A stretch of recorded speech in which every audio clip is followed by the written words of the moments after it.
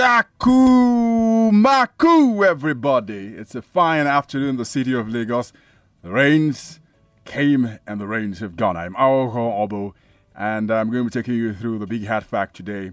All the way from now till 7 p.m., we're going to be hitting you with all that is happening, the biggest stories in town, from Abuja to Lagos. And I'll let you into all we have for today, beginning with the big three. The biggest stories in town today have happened in Lagos and Abuja. The cabinet has been sworn in. Babajide Sanwo-Olu, the governor of Lagos State, swore in 35 commissioner nominees just a couple of hours ago, and our crew was there all through it all. I'm sure you did enjoy the coverage, which happened with Wemimo and Sheriff all the way till noon. And that's just one part of the discussion we're going to be having today. Just get an update on all that's happened there. Maureen Ogolo and Babatunde Pratt were at the venue of the swearing-in ceremony, and will be updating us with all of the reactions we're getting in the last hour following the swearing-in ceremony. And of course, we're talking to you also to get an update. We'll also go over to Abuja, where the minister's retreat is underway. They took a short break and they have resumed. Philip Nweli, head of News Nigeria Info, told me a short while ago. We'll be speaking with Philip very soon to update us, because we've got a big coverage happening tomorrow on 99.3 Nigeria Info. The coverage for the ministers will be finally sworn in. Sandra is in here to do a count up. Finally, it's happened, and so we'll have that discussion tomorrow. But today, Philip will be updating us on the retreat, which began yesterday and is going to be ending today. And then finally, we will also be looking at the biggest story in Lagos right now after the swearing-in ceremony has been the raid on the former governor of Lagos State, Akinwumi Ambode's residence in Ekpe. Is it a raid or is it a visit? Different response. I'm going to go through all of that. Comments from the EFCC, also by spokesperson to Akinwumi Ambode, who incidentally is not in town. We understand he's in Europe, but that's a big story also going on. And then community report. Chukwudi Ezekwesili, your chief community reporter, is live at University of Lagos. He'll be updating us with industrial action, which is being carried out by the Non-Academic Staff Union, as well as with the Senior Staff Association of Nigerian Universities. It's into that will be a second day now of strike, and what the effect has been, the impact has been. Talking to a number of actors at the university community. That's on Community Report. And the Big Hat Fact will zero in more on the politics in Lagos and the administration. Have some discussions, and also talk to you also on expectations will be for the commissioners and special advisors and members of Babajide Sanwo-Olu's cabinet, and what you think about it. And that's it. Eventually, we'll bring to a tail. The show will be the I Beg to Differ, where Sankara and Ore will be begging to differ on another interesting and intriguing subject. We'll engage you, and we'll see what side of the divide you want to stick with. Otherwise, we're ready for a great show. So fasten the seatbelt. We will be right back after this. The Big Three. The Big Three. On Hard Facts. On 99.3 Nigeria Info.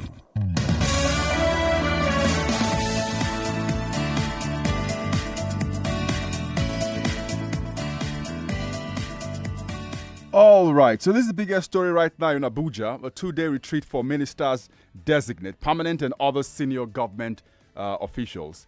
The session flagged off yesterday by President Muhammadu Buhari, who asked them to realize the vision of laying solid ground is to lift 100 million Nigerians out of poverty in 10 years.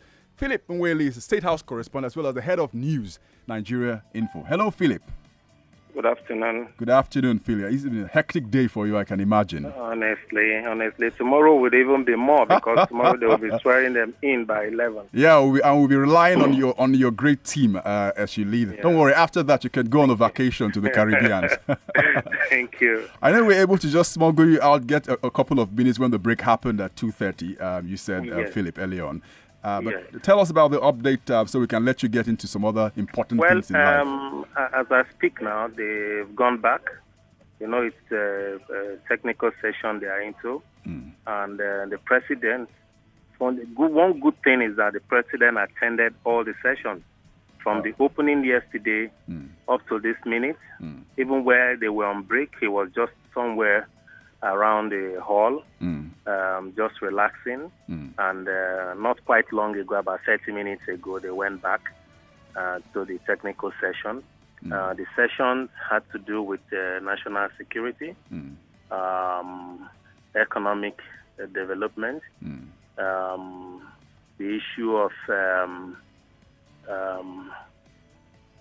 infrastructure, agri, food security, energy security, and petroleum products. It also has to do with economy. Usually the technical session just to have to expose them to what government expects them to do, and then let them know how far within the 4 years that the government has been in office, what they've been able to do, where they've stopped, and what they hope to do within the next 4 years. That is what it is. And the persons that attended all the senior aides, the president himself, just like I said before, Secretary to Government of the Federation, the Chief of Staff, so the President, and so on and so forth. Also today we got news that his media advisor, Femi Adesina, and Special Assistant on Media, Garba Shehu, had the appointment renewed for another 4 years. So, and some other persons, we heard of that of, what's his name now, the Special Assistant on National Assembly Matters. Itainan. Yes, Good. yes, I think he was redeployed for Niger Delta Affairs or so. So, and so many others. So I tried to find out, what the portfolio, where they will be going to. When I spoke with Dr. Ngige earlier and Godswill Akpabio, a lot of them don't know the ministries they will handle. Are you kidding? Even up till now? Up till now. I think it's the rule. It's only tomorrow they will know when they swear them in and then they give them their portfolios. So that is how it is now. But I tried to tease Ngige when I asked him question, Dr. Ngige. Right. We know his take on this ongoing strike by Senior Staff Association of Nigerian Universities and Non-Academic Staff Union. Right. So he just said that what the university workers are asking for, it has to do with a long rivalry between ASU, the Academic Staff Union of Universities, and NASU and SANU, that they are asking for the sharing formula of whatever they get. That's just what it is. So he was appealing to them to call it off, that the issue has been resolved. There's no need for the strike. The strike itself is on the second day. So we don't know what will come out of this, but obviously it's a thorough session they are going through. And I overheard some of them saying that they wish they will conclude the sessions, the technical sessions by 5 p.m. So that they can go home and maybe rest and then face another one tomorrow. Because the big one is tomorrow. Yes, the inauguration. I don't think that will take much time. Good. The inauguration might just be a few minutes and then, other things that will just go behind it. So most probably 2-3 hours, they are done. So finally, Phil, I know you've been around town for a number of administrations and seen this happen now and again. But what's the word around town? Is there some air of expectation, or people are going same of the same in what they think about the president's cabinet? Well, a lot of persons have scored the administration low in the past 4 years. But the administration says it's, they think otherwise. They think they've fared very well, and they want to consolidate on, the good things they said they have done so far in area of security, economy, and the anti-corruption campaign. A lot of Nigerians really want to see what the new hands that are coming in, or even the old ones, the new cabinet will bring on board, how they will help ease, the pains, economic pains, social pains, and all what of Nigerians. Most persons want to eke out a living with little or no stress. So they just hope that with this new administration that are coming in, as soon as they get the ground rolling, that things will smoothen off, and then they begin to see action or smite on their faces. The major one, it has to do with the new national minimum wage, right, which is still pending. And so nobody knows what will happen. Maybe tomorrow or when they have another session of the Federal Executive Council, they might announce something. I know they've been having series of meetings and decisions and all. All right. Thank you very much, Philin Whaley. Thank you, then. Great. Philin Whaley is State House correspondent in Abuja, as well as the head of News Nigeria Info. Phil, together with his crew, will be leading us through tomorrow with the live coverage, which begins at 10 a.m. But let's take a quick break. We'll come back. We'll delve into the other stories. We are streaming this live on our YouTube as well as our Twitter handles, I think also on Facebook. So you can go in there, drop your comments. At some point, I'm going to open the phone lines as well as take messages on WhatsApp. Otherwise, just go grab something that will keep you tuned in. Keep listening. There was the general election and announcement of results in February. In May and June, the winners were sworn into office. In July, 43 minister nominees were confirmed by the National Assembly, and 99.3 Nigeria Info was right there. Join us on Wednesday, 21st of August, as we bring you live coverage of President Muhammadu Buhari's cabinet swearing-in ceremony from the State House in Abuja. The live coverage studio begins from 10 a.m. 99.3 Nigeria Info. Keep listening.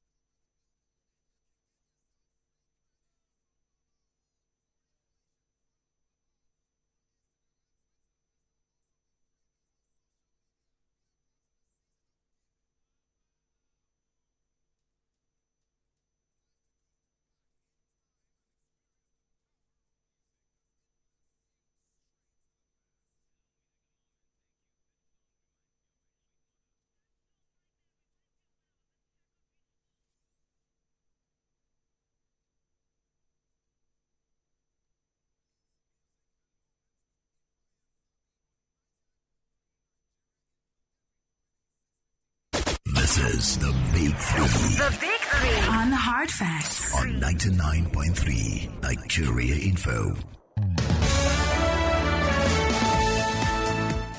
All right, welcome back. And we have gone a couple of minutes into the show, and we just spoke with Philip Nweli, who's State House correspondent in Abuja, ahead of tomorrow's swearing-in ceremony. 43 in all minister designates will have their portfolios. Interestingly, up till now, they don't know. Barring any last-minute changes, that won't change. But some others know what their portfolios will be. And that is with the 35 commissioners now in Lagos State who've been sworn in at Laos a short while ago. We did give you coverage of the event. Barring anything that happened, just three nominees in all that could not go through the process. Others went through, and it was a great event. According to a correspondent who did cover that. In case you missed out when the governor of Lagos swore in the commissioners, I'm going to play a sound bite from the governor, and then we'll get into more detail with this story during the Big Hard Fact, and where we have some in-depth analysis and also speak with you on what you think are the expectations, as well as what you think should be the focus of the new cabinet of the governor of Lagos State, Babajide Sanwo-Olu. But let's hear Babajide Sanwo-Olu a short while ago during the swearing-in ceremony.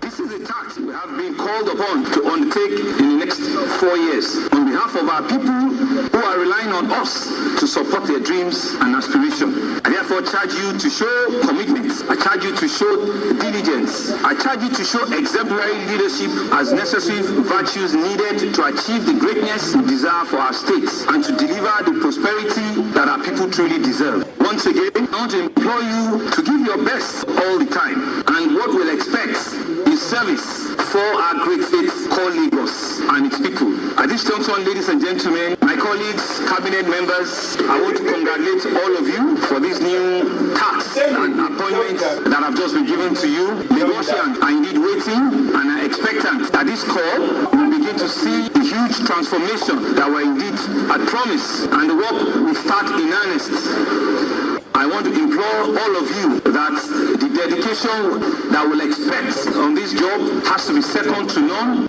We cannot fail. As I end this address, I wish to once again assure Lagosians of our commitment to serve selflessly and to fulfill all of the earnest promises. We humbly seek your support and cooperation together as we make Lagos a greater city. Thank you very much, and God bless you all. All right. Babajide Sanwo-Olu, the executive governor of Lagos State, during the swearing-in ceremony of commissioners in the state. Maureen Ogolo was there all through the entire event, together with Babatunde Pratt, and she will join us now on telephone now to tell us what it's like the aftermath. Hello, Maureen. Hi, Aghogho. How are you? I'm fine. It's been a great, hectic day, I can imagine, for you also. Yeah, can say that again. And I hear you're the press center. Yes, I'm present at the press center. Okay, at Alausa State House. I can imagine what it is like. A number of journalists also there trying to send in as many stories as possible following the swearing-in ceremony. But first and foremost, what has been the mood like?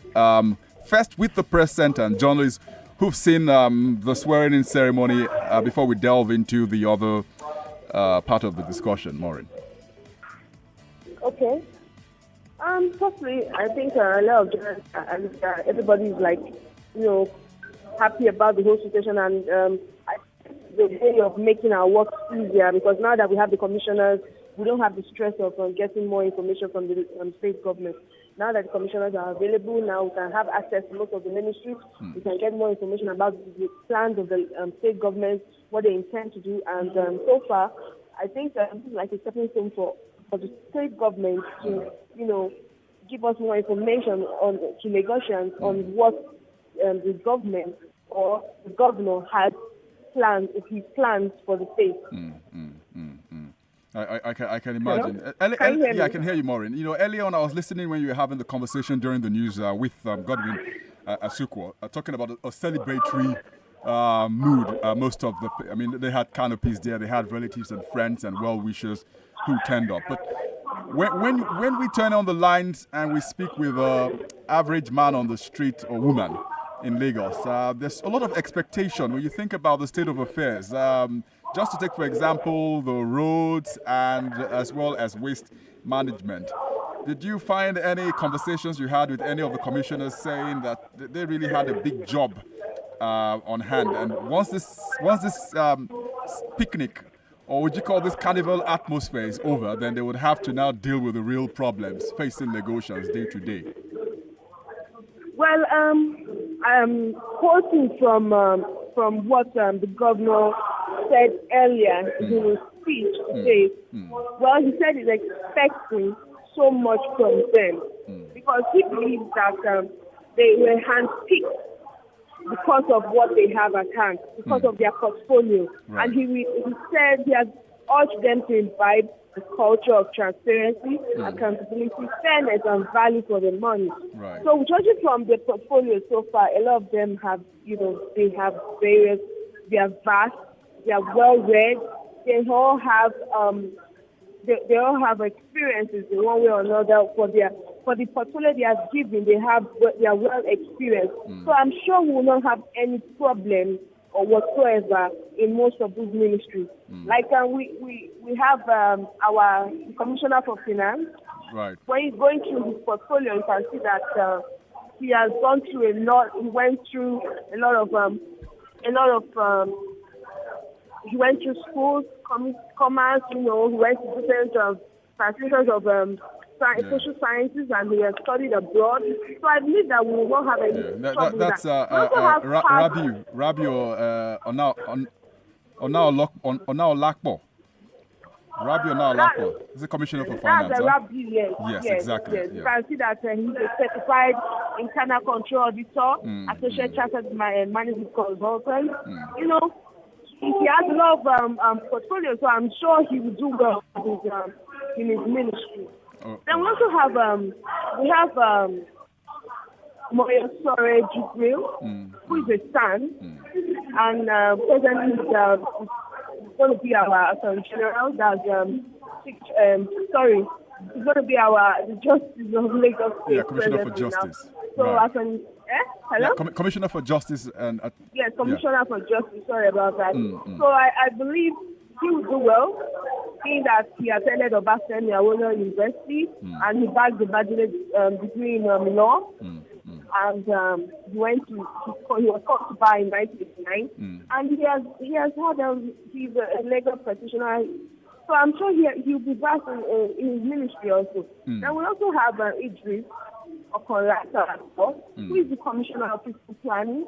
I'm sure he will do well also as he commenced his career in public service, starting from the town planning officer, and he moved to the private practice to form Adeseya Salako and Associates, a town planning firm. So the majority of them all have experience in their portfolio. So I'm sure Lagos is in safe hands with these people. All right. We'll leave it at that. Thank you very much, Maureen Ogolo.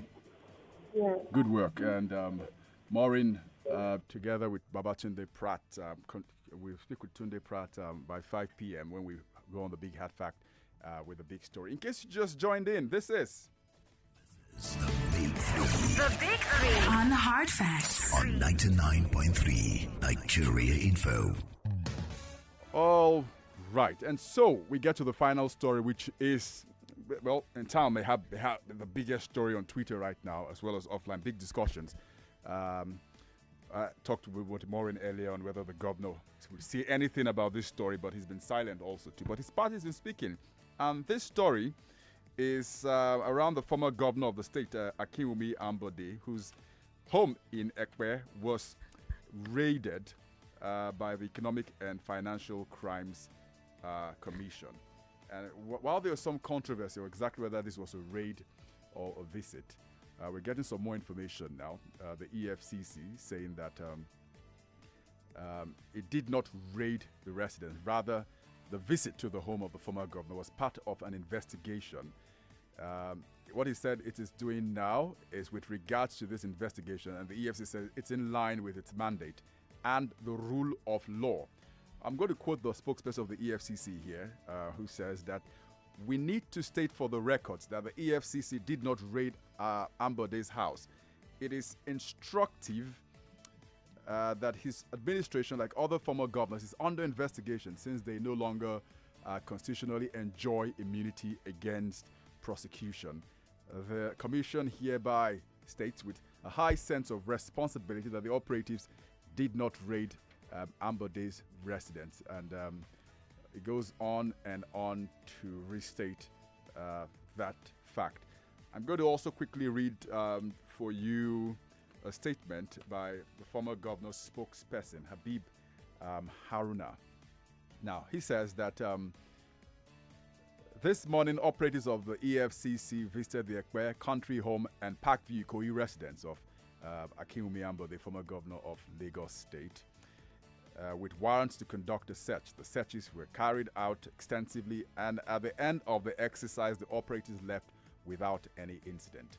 The former governor reiterates that the EFCC has till date not had any direct communication with him or any other person related to his government.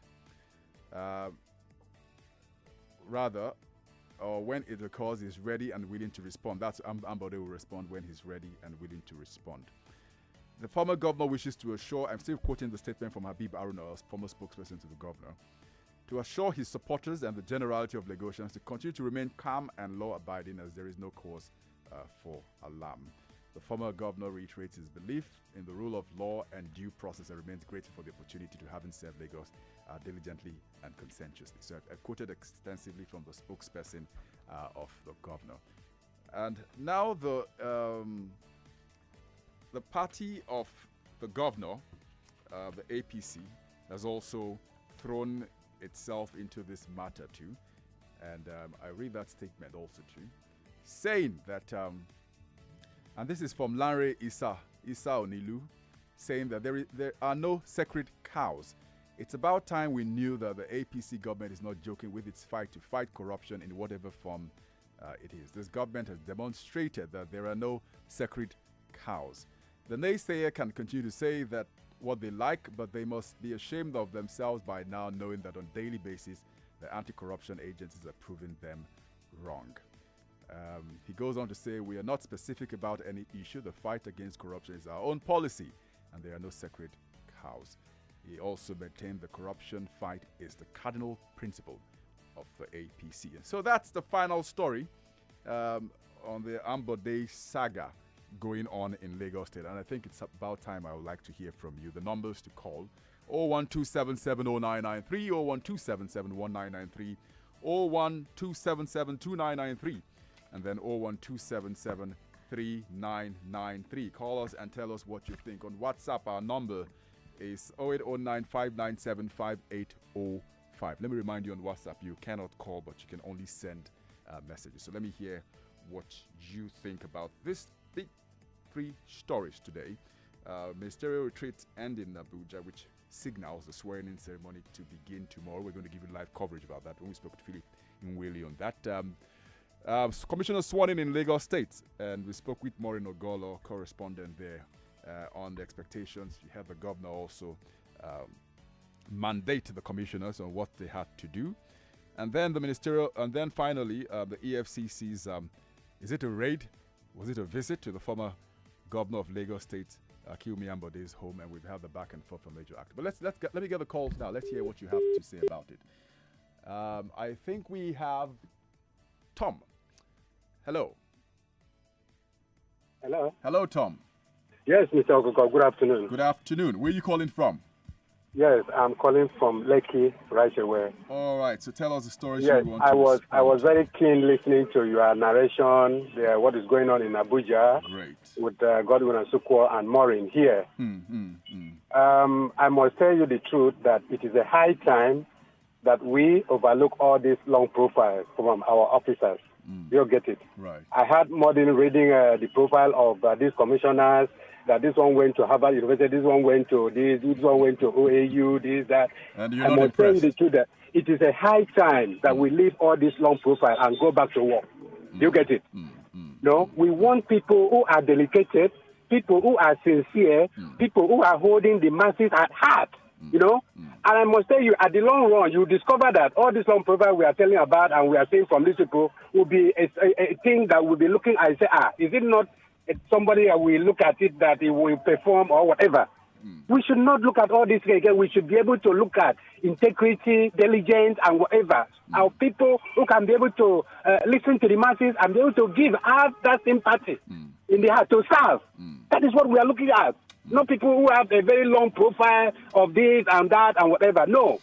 That is, I just say, let me call and make this contribution known to you and to the people. All right, Tom. Thank you very much for your observation. Yes. Okay. All right. Who do we have next?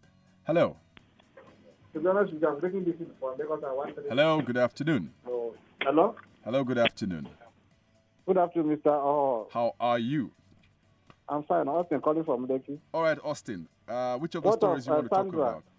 Sandra is somewhere, but she sends her love. Oh, I wish her well. And all the all our sisters that are in various quarters giving us reports. Yes. From different quarters. God will bless them. Yes. Well, Thank you very much. The commissioners, Lagos State. Good. I wish them well. But both that of federal and state government, they are coming very, very late. I don't know why we still follow the ugly steps. I wish both the federal and the state executive, newly inaugurated executive councils well. I pray they will sit up and do the right thing instead of all these embezzlement we are hearing on a daily basis. God bless you. All right. Thank you very much for your comments. Colin, let's have a conversation. Hello. Hello. Good evening. Good evening. Oh, great. How are you? I'm good. All right. What's your name? Where are you calling from?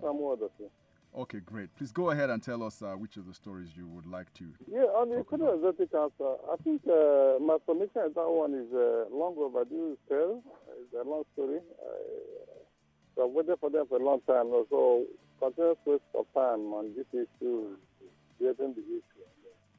I think they're delivering the issue and they need to move on and get going, keep trying this economy because we're already seeing the worst part of Nigeria for now.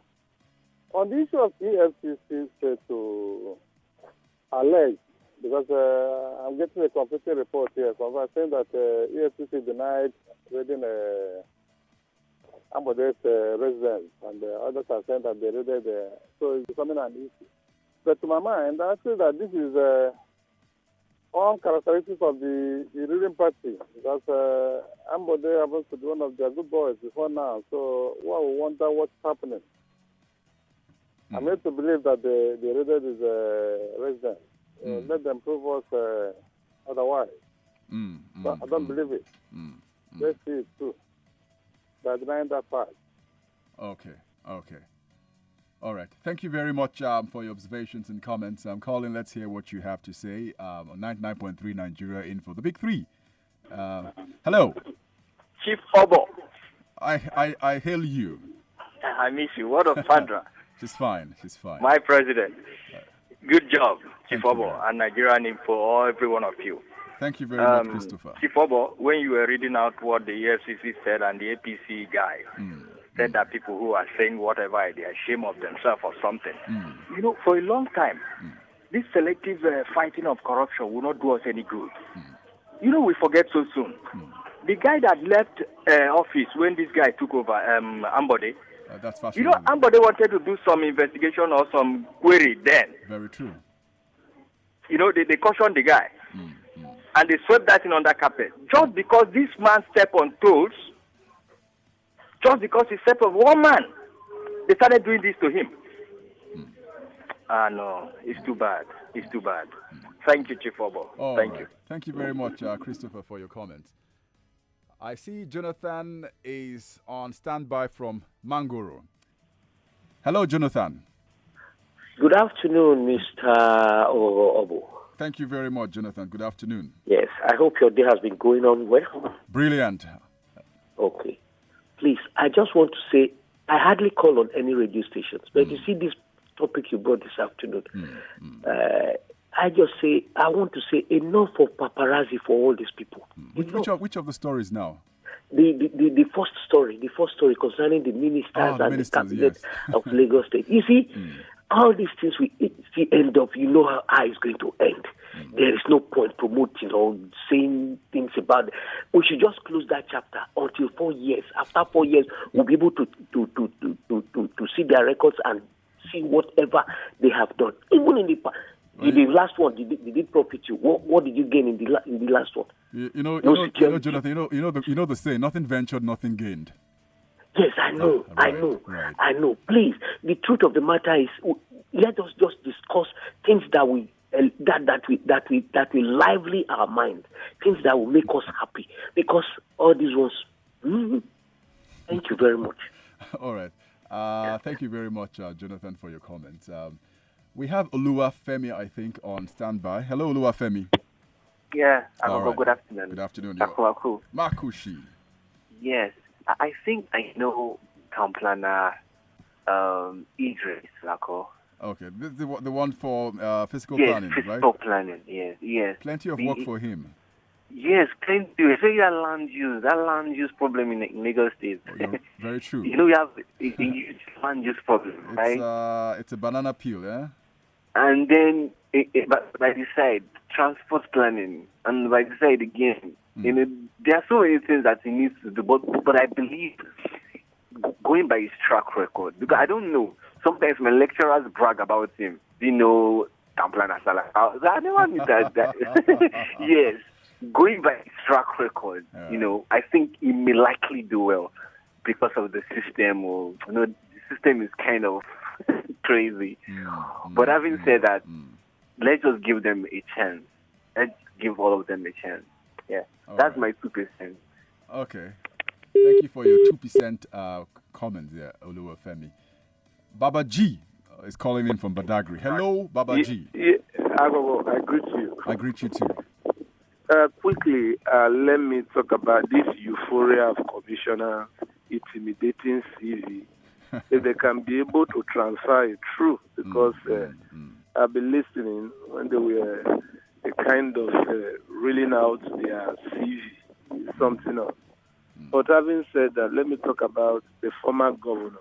Right. I said it from onset. I'm not his fan. With due respect to him, being the governor is not an easy task. And again, somebody said in his time, he had first class, I don't know, very brilliant. And he could not transfer it to governor. If you look at the waste management, especially the waste management. But I will not subscribe to EFCC going to his home. Did you invite him and he refused to answer? I don't know the way they are operating in this part of the world. You didn't invite him first to come. If you had invited him to come, and at the end of the day they will say, okay, let's go to your house. But yes, you understand that the man is not in town. He went to his home in Ekpe, searched the house with camera, and whether it happened coincidentally, the day they were swearing in the commissioner. Hello? Go ahead. Yeah. The day they are swearing in the commissioner, the same day they went to his house, the former governor, whether they just want to puncture his ego or ridicule him, I don't understand. But I'm not his fan, to be sincere, especially from Badagry side. But the SDC should not go that way.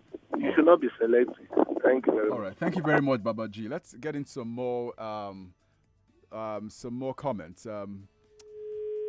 Who do we have there? Hello. All right. That's a poor connection over there. Hello. Hello. Good afternoon. Good afternoon. Yeah, this is Mr. Bola from Badagry side. All right, Mr. Bola. How is Badagry today? Yeah, I'm good. Good. Yeah, I don't have problem with EFCC investigating whomever. APC, PDP, they're all bird of the same feather. In this case, we know those that we say, they are selective, they have to go after Ambode because he step on whoever told. I don't think this is the way to go about in this country. Let's be realistic. We know what this politician, the pains they have caused ordinary Nigerians. And whenever they visit, let him answer the call. If he commit any offense, let them bring him to book. You see? So there is no, I'm not blaming the FCC for visiting anybody, be it him, Ambode, or whomever. Yes, let them investigate. If he has skeleton in his compound, okay, let them expose him. Period. All right. Thank you. Thank you very much for your comments there. I'm going to go on. I'm going to come back to the phone lines shortly, but let me take some comments on WhatsApp so that we know that we are on the same page. This one is from a Foster from Orile who says that he thinks it's a good thing that Nigeria is finally heading somewhere by the appointment of ministers, but only in this case, how can appointed ministers not know yet what their portfolios are? Big question. The EFCC's denied carrying out a raid on Ambode's residence, but say they're investigating the former governor's tenure. So why were Tinubu and Fashola's tenure not investigated? I suspect Ambode has offended his godfather, be that as it may. Governor is not about, it's not to amass wealth, so he should not be afraid of being probed. Adesoji Adegoke from Iyanokbaja. This message got on WhatsApp. I think I can still entertain some calls on via the telephone. Hello.